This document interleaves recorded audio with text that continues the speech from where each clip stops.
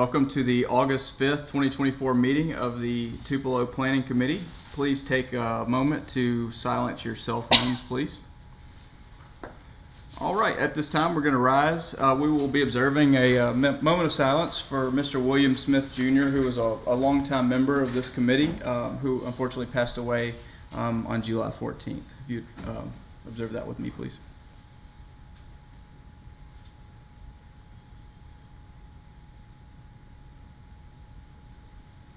Thank you. At this time, I'll give the invocation followed by the Pledge of Allegiance led by Mark Williams. Lord God, we thank you so much for bringing us here tonight. We thank you for the responsibility that you've given us to proceed over some of these issues that face our city. Lord, we pray for your wisdom. We pray for your guidance as we undertake these issues, Lord, that they will be pleasing and equitable to our community, Lord, and most of all pleasing to you. In your name, amen. Face the flag. Salute. I pledge allegiance to the flag of the United States of America and to the republic for which it stands, one nation, under God, indivisible, with liberty and justice for all. Thank you. You can be seated. The Tupelo Planning Committee is a volunteer group appointed by the mayor and approved by the city council. We receive no compensation for this as we do it as a community service. We spend a lot of time in our own funds studying and researching the applications and visiting the sites that are on our agenda each month. We ask that you remember that we do not take our positions on any application lightly. Our decisions are based on facts and as they are presented and with regard to the regulations set forth in the development code.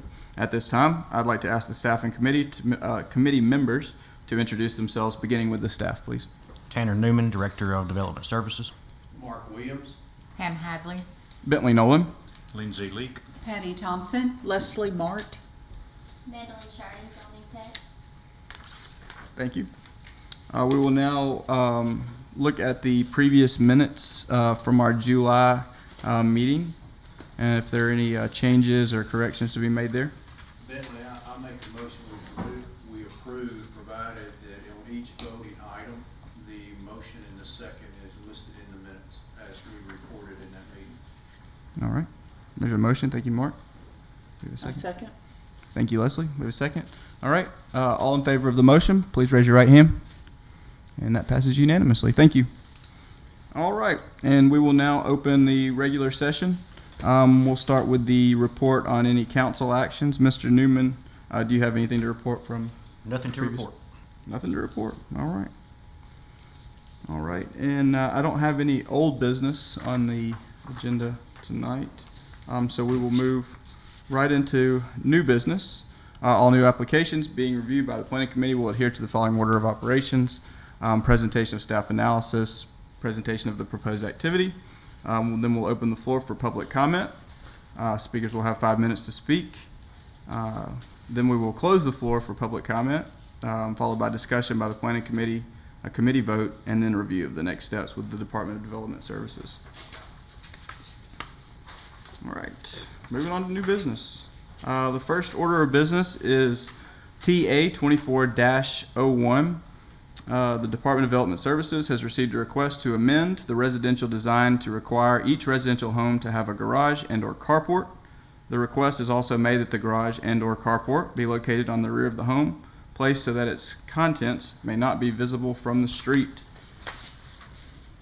Mr. Newman, do you want to give some background on that, please? Yeah, actually, I'm going to go ahead and recognize our Assistant City Attorney, Stephen Reed, who will lay out this request. This is a request from the administration, and so Mr. Reed has worked tirelessly on this request, and I will turn the floor over to him. Sure. So I know we've discussed this pretty lengthy over the last couple of weeks, and so I won't belabor the points, but I'll go down through the revised changes. These are dated 8/5/2024 at the top of the sheet there. There have been some additional requested changes that have been made since we met earlier.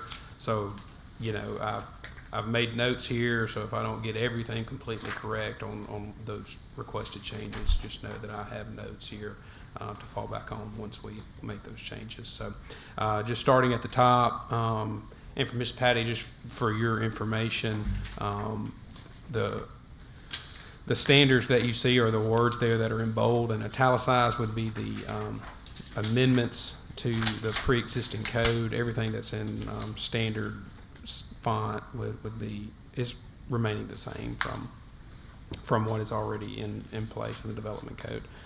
So at the top, 6.4.3, the addition there would state applications for new construction shall be accompanied by a complete permit package, including scale drawings of the proposed work, including a site plan, floor plan, full elevation drawings, and an exterior materials list as applicable. This request was made by Ms. Leslie Mart during our meeting last week, and reiterated in an email towards the latter part of last week. This is, the issue the issues that have come up. I think right now the way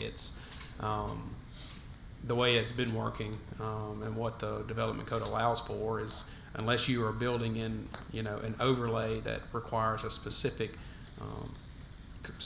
construction plans to be presented for a construction permit, you can essentially draw your site plan on a loose leaf piece of paper, and that is suffice for the design standard. So essentially what this change would do would require people to submit a complete site plan drawn to scale, a floor plan, full elevation drawings, and an exterior materials list once they request a permit for the construction of a single family residence.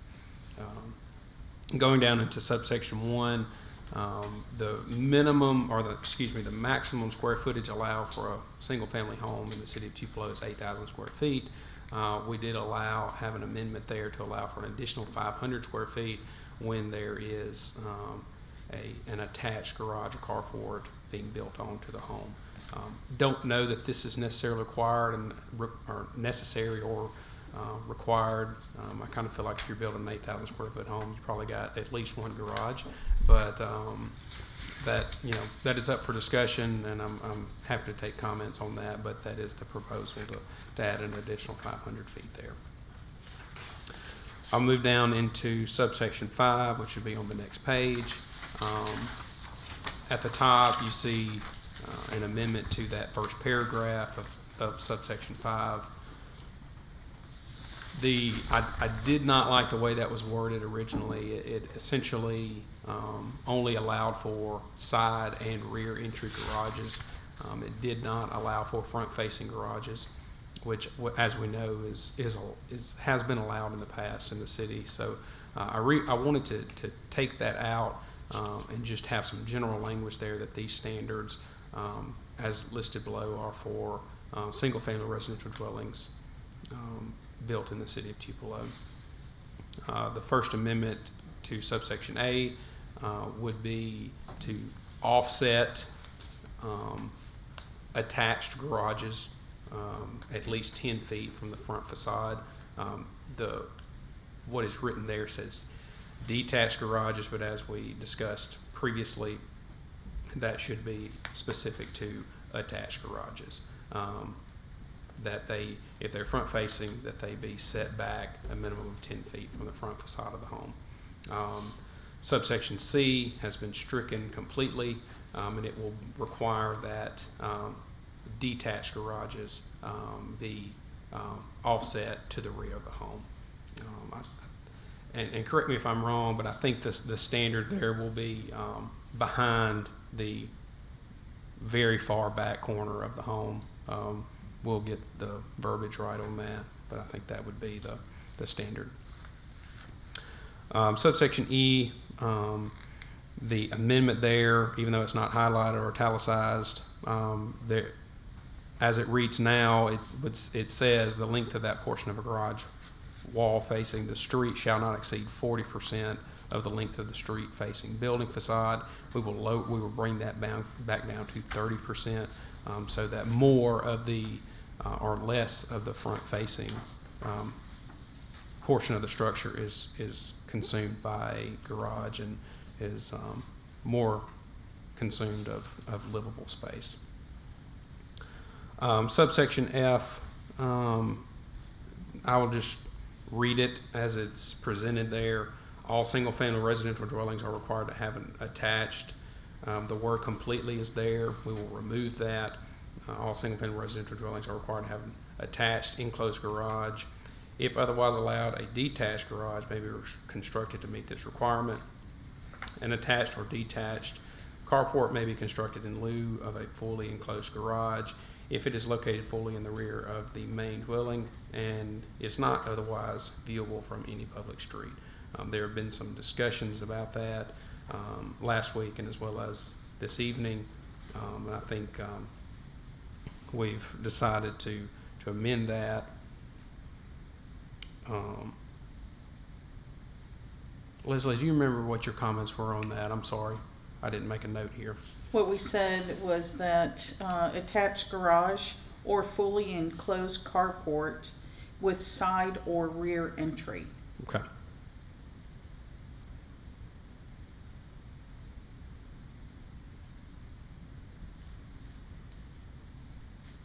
Okay, so that portion would be changed there to include side or rear entry to the garage or carport. And then to continue on, if the garage or carport of an existing house is converted into a living area or a new garage or carport, whichever is consistent with what is being enclosed must be added, which meets a setback as required elsewhere in this code. That's pretty self-explanatory there, that if you enclose a garage or carport and use it as your living room or whatever, then you would be required to add a garage or carport back onto the home. Subsection G, single-family residential dwellings located on a lot having a width less than 90 feet shall have a minimum of one car garage or carport. Single-family residential dwellings located on a lot having a width of 90 feet or more shall have a minimum of two-car garage or carport. The concern here was that lots with a smaller width, particularly those in medium-density residential, may not have the width necessary to have a full two-car garage on the side of the home. So the 90-foot standard there is the minimum lot width for lots within the low-density residential district. So essentially, if you're in low-density residential, you'd be required to have a two-car garage, and if you are in medium-density residential, you would be required to have at least a one-car garage. This standard would apply citywide, not just medium-density or low-density residential. It also would apply to mixed-use residential and other zoning districts. So we just wanted to make sure that it covered all of them. So. And then going to subsection, or excuse me, 8.2.1 minimum and maximum parking standards. These are the standards that are applied to all residential uses in the city of Tupelo, which requires them to have a minimum of 2 parking spaces at every residence. So we're adding in subsection 4, which says all single-family residential dwellings are required to construct a garage or carport as specified in section 6.4.3, subsection 5 of this code, which would be those new changes that we just went over and discussed. The purpose for adding that there is to make sure that all new residences constructed in the city of Tupelo are required to abide by that subsection.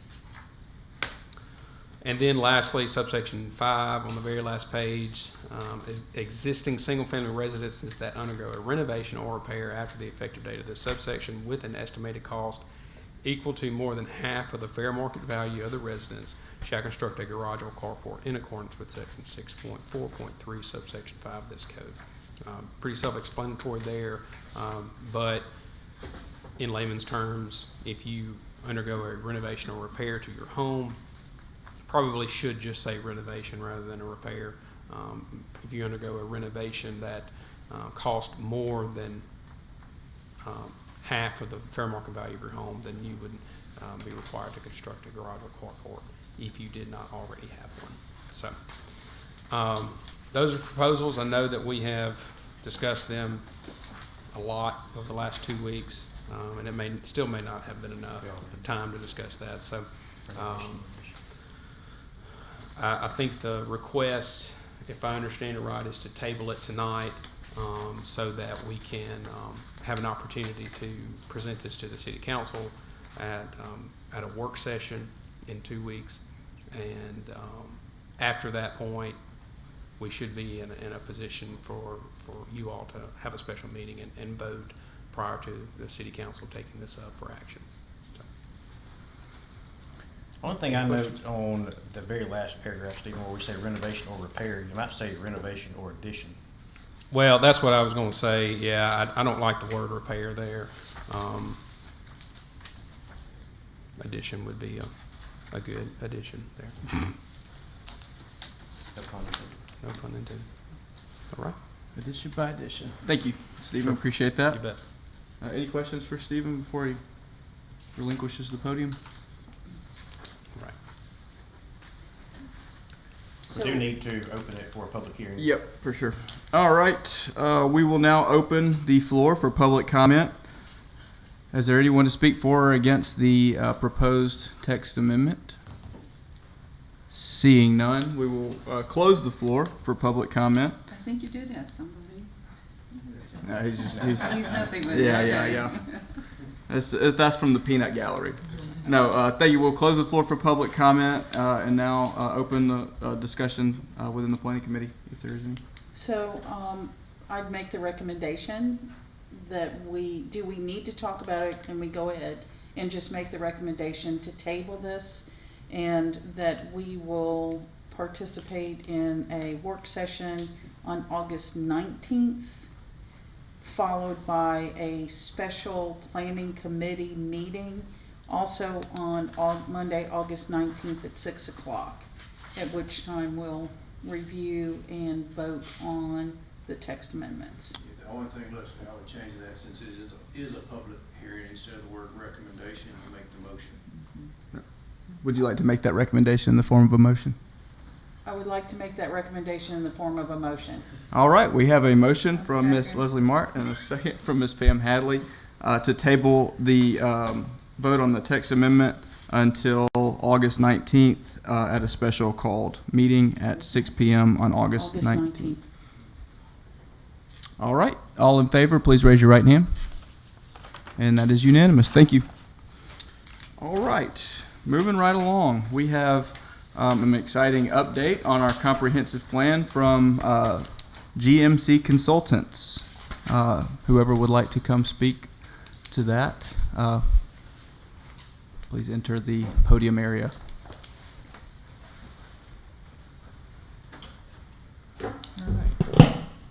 Good evening. Thank you all for having us tonight.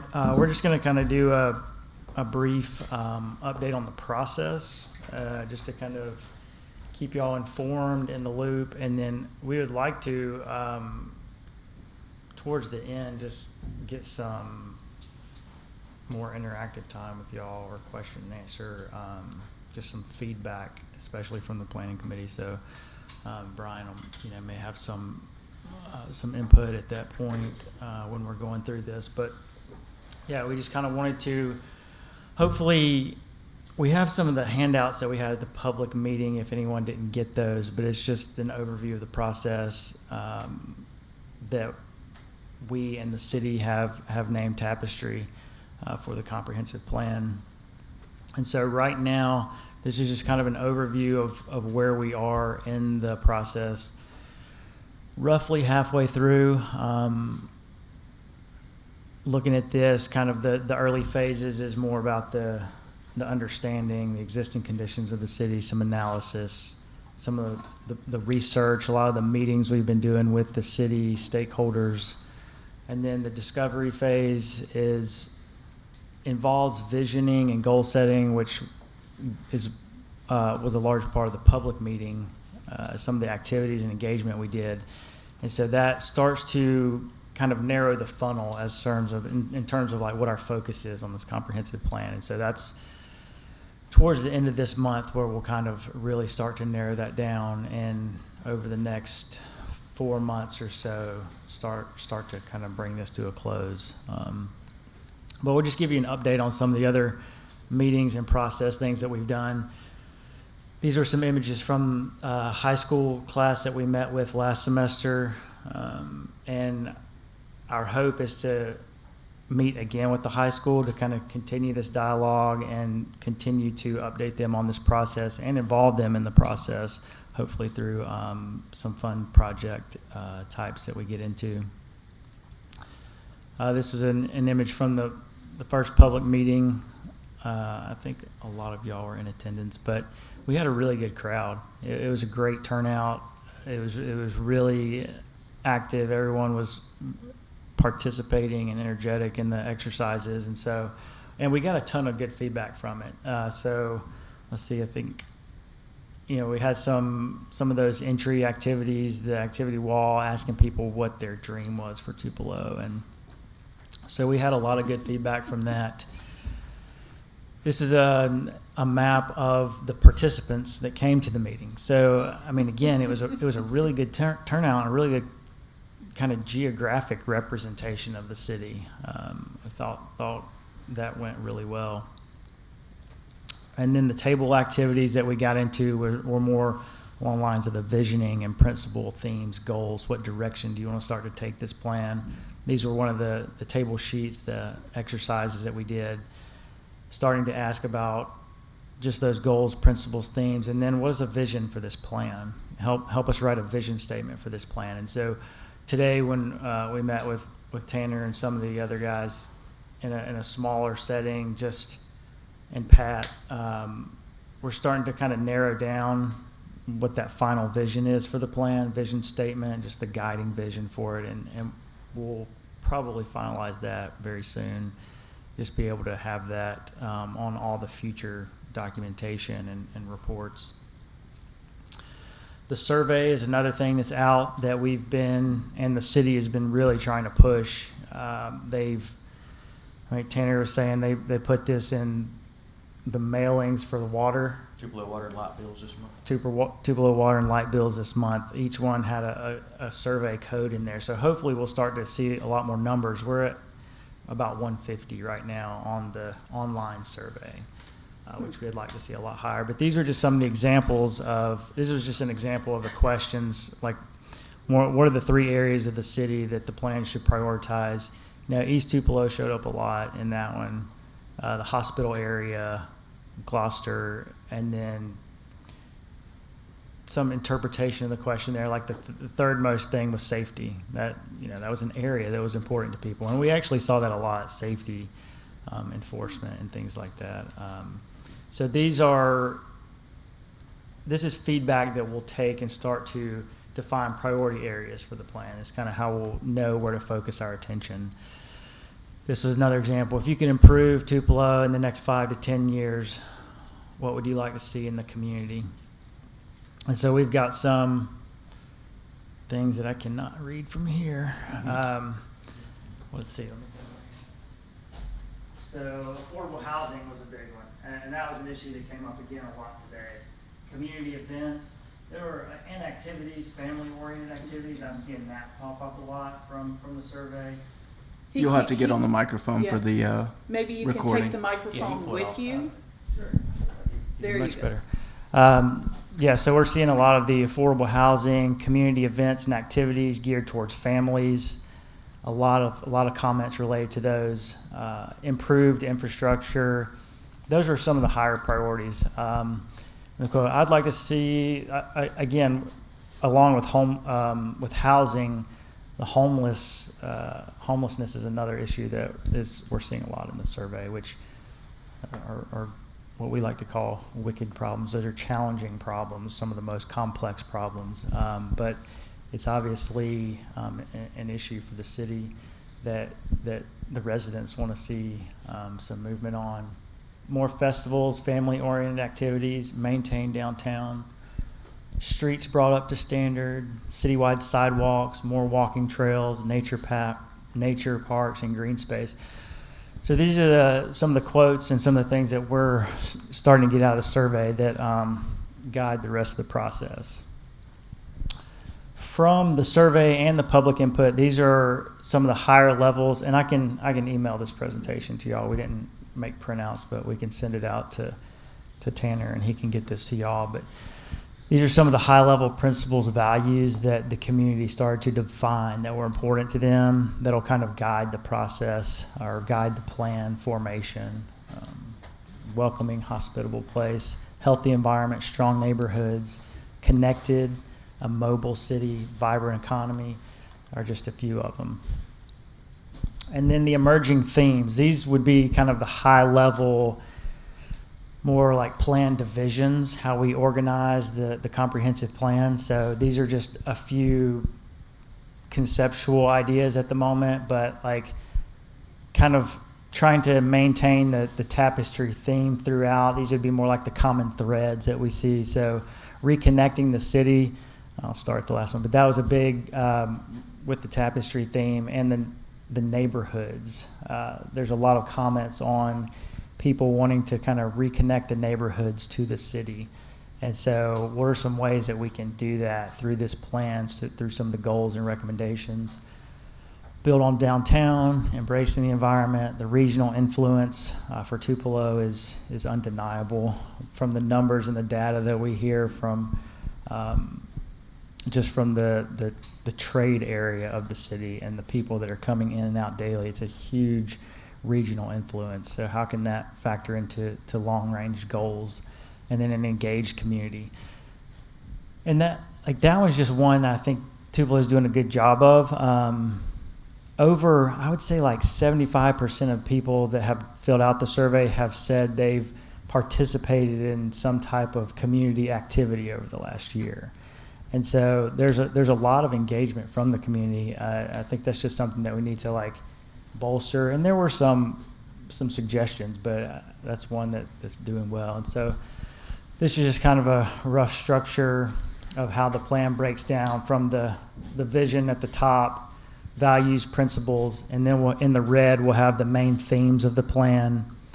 And then as we work down the chart, is kind of we'll draft objectives, and then kind of in the blue, as you get into the details of the actual comp plan, you'll have kind of is where it breaks down into like projects, programs, policies, and partnerships. These are different ways that we'll tackle those objectives. And then the very bottom are this is the implementation, the actionable items that come out and the next steps basically. So this is just an example of some of the analysis and existing condition type mapping. Most of it's geospatial mapping, taking a lot of data that we get from the city and putting it on a map in a geospatial form to help us understand just the makeup of the city and the different systems. So like for parks, 588 acres of parks in the city. Where are the opportunities? So taking those, looking at mixed use activity centers, and this is more of a place type or land use in terms of the way that your ordinance is written right now, the development code. Looking at, okay, this is on the zoning map, this is on the left here, that's a mixed use activity center. This is what it actually looks like. Is this what you want it to look like? Is this the intention of what that zone is set up to be? And so kind of giving some guidance in those areas. Bike lanes and sidewalks in the city existing. Where are the holes? What's missing? Bike lanes, looking at bike lanes, schools and subdivisions. So we can see the schools are a little more difficult to see on here, but these are mapping the neighborhoods in the city, their access to parks, sidewalk access to subdivisions, and then these are looking at the subdivisions, the schools, and the parks with a 5-minute walk shed overlaid. So within the green is a 5-minute walk around the park, or 15, and then the purple is around the schools. So these are the types of things that we start to look at in the kind of overlapping and confluence of these different systems and how that affects where we potentially recommend more housing or density or more sidewalks so that people in these neighborhoods can get to the parks, or from the schools to the parks. Those are the types of areas that we'll look at. And then some of the other more demographic-based mapping, population densities in the city, population change over the past 5 years. And all of this combined with the public input, this whole planning process is just taking a lot of this information and just kind of laying it on top of each other and starting to understand, well, this is where you're seeing the most people move into the city, so maybe that's an important thing to look at. And so that's what we do with a lot of the different types of information. So that's just kind of a brief overview of where we are, what we've been up to.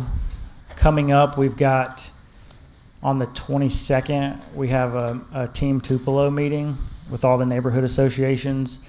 And that's kind of our last big public engagement. The end of this month, we'll wrap that up. Kiwanis Club, Civitan, we're going to be meeting with those couple days as well. And that'll kind of round out the listening session. But we wanted to give y'all an opportunity as well just to hear, because, once the comp plan process is completed, there's a zoning update component to this. And so basically the comp plan as the visionary document, we want the zoning to be able to speak to those visionary elements. And so for our input, we just wanted to listen or hear, have y'all speak to current issues, challenges with the existing ordinances, and then even from the visionary side, what are some things that you would like to see in the comprehensive plan as a guide for how the city grows in the future? If y'all have anything specific, we can just have more of a discussion. Thank you for the presentation. That was good stuff. We're excited about that. And Tanner, you might speak to this. Do you want to try to carve out some time after the meeting to maybe have a little more interactive talk with the guys? Or I think so. I think it'd be helpful. One of the tasks that Pat Faulkner will be taking on is kind of running point on the comprehensive plan and the resulting development code and zoning updates. And so maybe kind of an offline work session, just with members of the planning committee that would like to attend. Yeah. Sit down and kind of have a Q&A, offer some feedback as to what you guys would like to see in the new development code is really more where our focus is. I know you got to have the comprehensive plan to get there, but ultimately the development code is what regulates what we all do, what we regulate. Does anybody have any questions for the guys right now? Okay. Well, thank you. We'll get together offline and kind of go over some of those things that you are asking about. All right, and I don't believe that requires any action from us. So the next thing is our rescheduling of the September meeting due to the Labor Day holiday. That'll fall on September 2nd. So if it's okay with everybody, we'd like to push that back to September the 9th, but keep the current work session as it is. I make the motion that we change. Okay. Does that need to be a motion? Can't hurt. Yeah. All right, you got a second. A motion from Leslie Martin, a second from Pam Hadley. All in favor, please raise your right hand. All right. Seeing nothing else on the agenda, that motion passes unanimously, by the way. Seeing nothing else on the agenda, I will entertain a motion to adjourn. I'll make a motion. All right. I'll Motion and a second. second. And all in favor, raise your right hand. It's unanimous. Thank you.